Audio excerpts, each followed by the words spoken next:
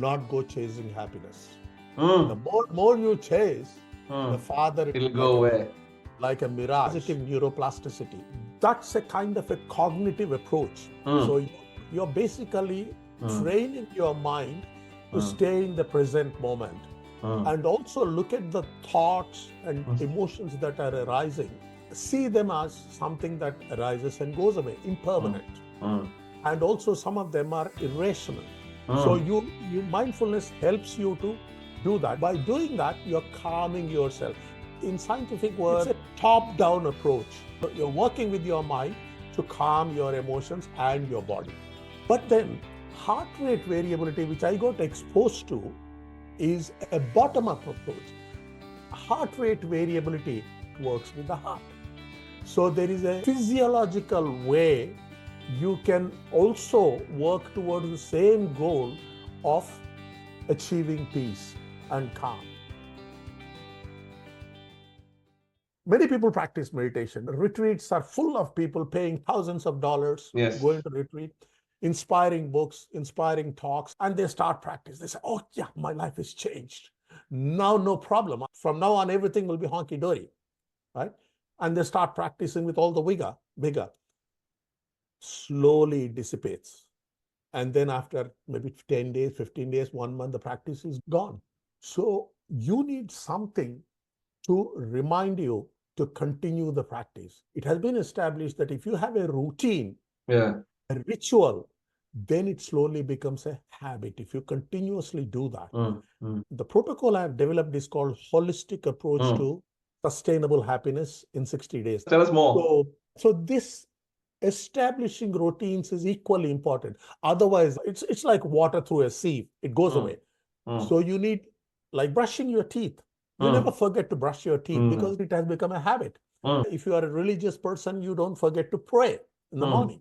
Sadhana, sadhana, that has become a ritual. So you are imbuing it with some kind of sacredness as well. So all these are required to continue your practice so that it doesn't disappear. So, which is what hash 60 does.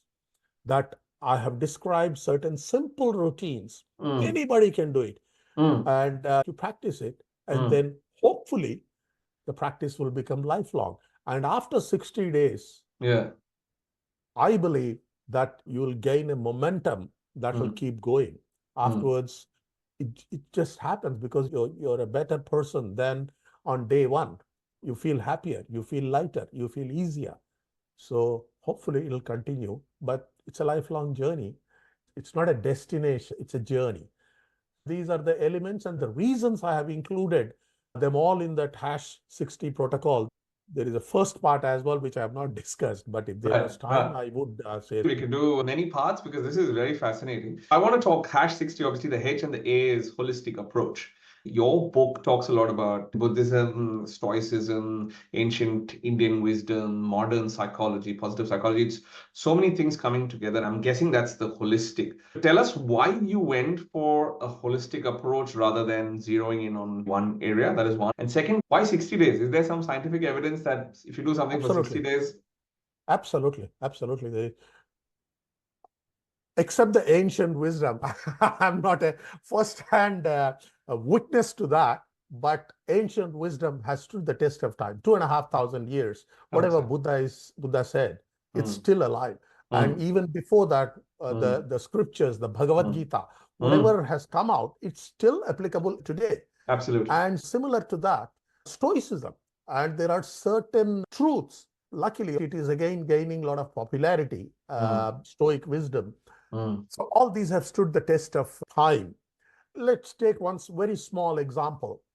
One of the Stoic principles is you control what you can, that they call it internal, and let the externals go, like name, fame, money, all these are externals.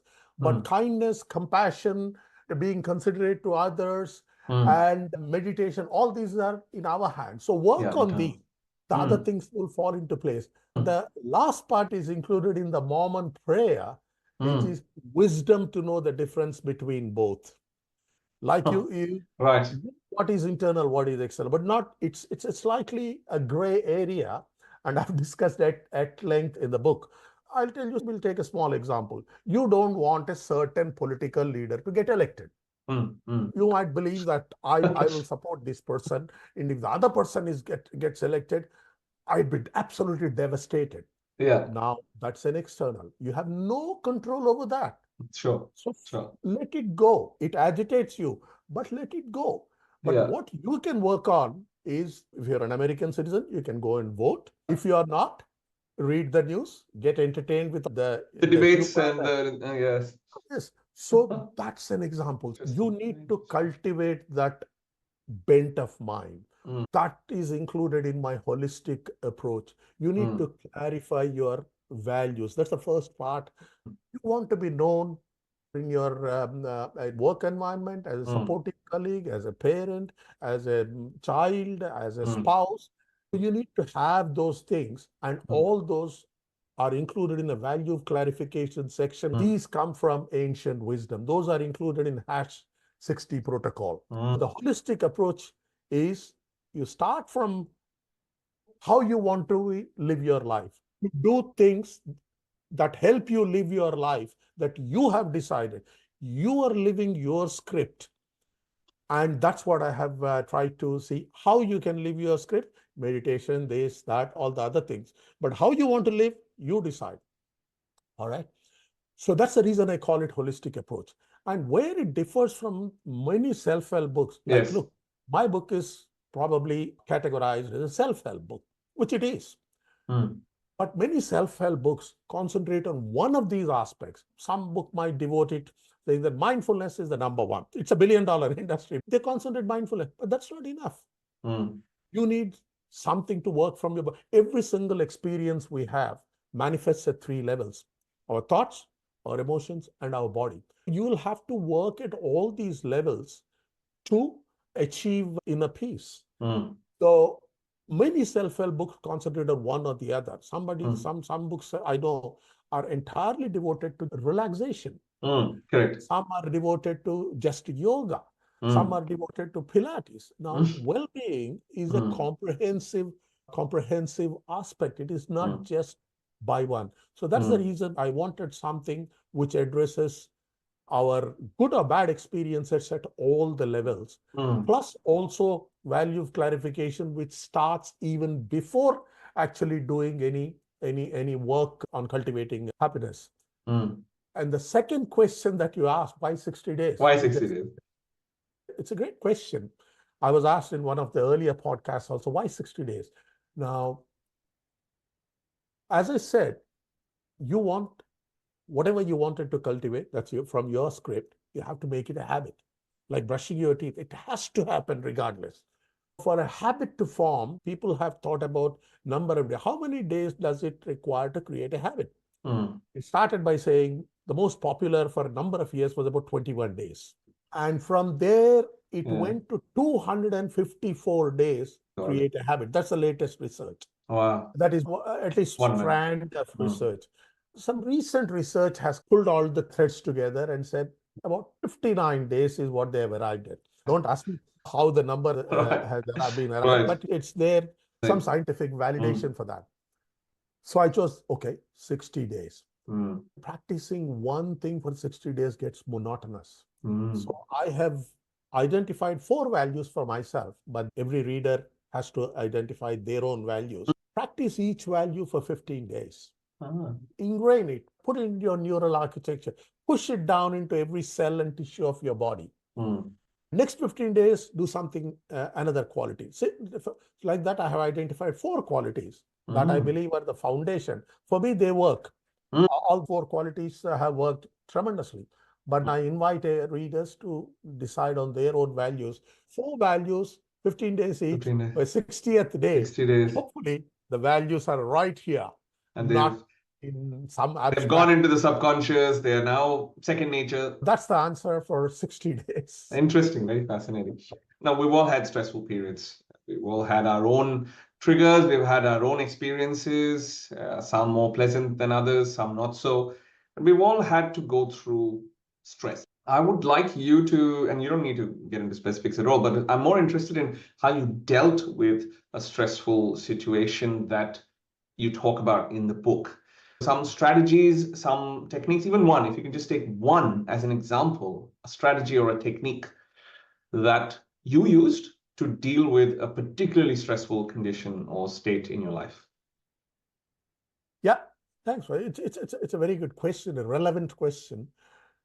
Like everyone, I passed through a number of stressful periods, and because of my adventurous spirit, and when I was young, lots of spirit and very little of discretion. So I did embark on a lot of business ventures, Right. lost a few, succeeded in others. So I went through a lot of stressful periods. In 97, we immigrated to New Zealand, two grown-up children, a couple of $1,000 in my pocket, and my wife. It was even more stressful. At that time, meditation helped me during those periods. One strategy I've consistently used is meditation. Later on, I refined it quite a lot, but that was one. Much later was heart rate variability. But in between these, one thing that is very less emphasized in most of these cognitive practices or even heart rate variability is physical exercise. Physical exercise of paramount importance. The moment you do physical exercise, lots of endorphins are thrown out into your body. And you know me from way back. Playing cricket, yes. Playing cricket. Cricket was like for most Indians, it's our brand of poison. But I played a lot of badminton till quite recently. And I've done marathons. Wow. Yeah. You've run marathons? I've done 2 marathons when I Full was marathons? when I was a ripe old age of 60. I attended 2 marathons. That is so inspiring. I've written a book about a marathon runner. This is so inspiring. Yeah, I just wanted to see whether my just for the love of it, just for the heck of it. Okay, let me do it. I did 2 marathons, a few quarter marathons, half a marathon, but 2 marathons, and that has helped me. It's a kind of outlets for pent-up stress. Do physical exercise, you feel definitely much better. Other strategy I have used is reflecting on my own experiences during meditation and doing a bit of journaling. I'm not a great journaler myself, but I've done a little bit. Reflecting and journaling would also help. But physical exercise, I would put it right at the top. Wow. Right at the top. Note to self. Note to self. Yeah, we are all busy and we think that I'm busy to do exercise. Right? You do your exercise, you become less busy. That's what I believe. It's a great statement. If you regularly exercise, you get less busy. Fantastic. So these are the 2 strategies I have used consistently. I've also tried to cultivate good qualities in myself, being kind, compassionate to others, considerate of others, and being one thing. Oh yeah, I think I have to come and bring this up. I've never been very rigid with my practice, and I say that in my book as well. Let's say you're meditating, you miss one day for whatever reason. Don't beat yourself up because of that. One day is gone. As long as the direction is forward, don't beat yourself up. I've seen meditators not succeed because they're putting in too much effort. Just an example, as recently as yesterday, one of my close relatives, a young man, he puts in a lot of effort into meditation. He made a very axiomatic statement. Putting in effort to become effortless is the hardest thing.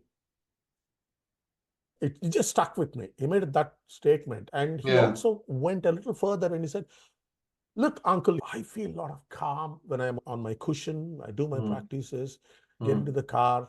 That's it. It's gone. The pent up frustrations, rages, they all seem to come up. The problem is putting in effort to become calm. As I started the discussion, even to become calm, don't chase calmness. You conscious for calmness to arrive. And there are a number of things you can do, starting with physical exercise, meditation.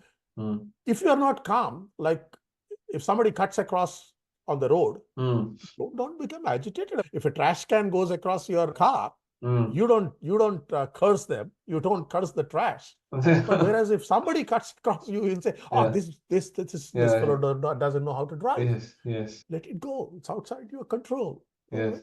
Create circumstances that is within your hands. You can't control something which is outside. That's the Stoic wisdom. It has guided my life. Just don't be too rigid. Yes. Don't be too very true. effortful and too focused on that. Don't miss out on the fun of life. As the famous philosopher Osho says, life has to be a dance. It has to be a dance of ecstasy. Dance away your life. Fantastic. So these are the things, probably my attitude. These are things that help me.